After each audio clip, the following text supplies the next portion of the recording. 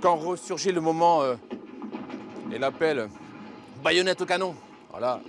Là, c'est l'angoisse. C'est l'angoisse aux échelles. Là, on sait que dans quelques secondes, on va devoir sortir et être à découvert. Et on sait que ce moment-là, ça peut être le dernier de sa vie. Ce fut la première guerre de position, un conflit d'un type nouveau, avec ses 700 km de tranchées.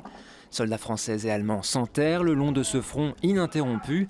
Les conceptions des généraux français, marquées par la guerre de 1870, sont balayées en quelques semaines, comme cet uniforme mortel car trop voyant. Plus que le pantalon rouge, en fait, c'est la conception de l'état-major de la guerre, et notamment de la charge d'infanterie, la charge héroïque au sabre. Et c'est ça qui a coûté énormément de pertes à l'armée française en août 14. On va passer d'une guerre qui était verticale, on va passer à la position horizontale, on va passer d'un bel uniforme voyant à un camouflage. Pour le seul mois d'août 1914, ces charges face aux mitrailleuses allemandes vont coûter la vie à 130 000 soldats français.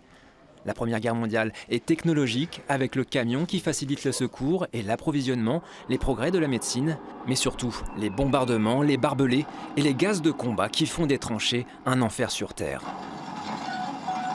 Là, ce qu'on ne voit pas, c'est effectivement tous les trous intermédiaires remplis d'eau, avec des blessés qui geignent. Parce que je pense que c'était aussi une guerre d'odeur. La charogne, la putréfaction. Là, vous avez vu dans la Cagna, bon, les rats, etc. Bon, ça, on ne les voit pas, les rats, mais ils pullulaient, là. Ils pullulaient, il y en avait absolument partout. 1 450 000 soldats français ne reviendront jamais des tranchées. Près de 2 millions rentreront gravement blessés, de très jeunes hommes pour la plupart. Une mémoire qui s'efface avec le souvenir des combattants. Lazare Ponticelli, le dernier des poilus, est décédé il y a 10 ans.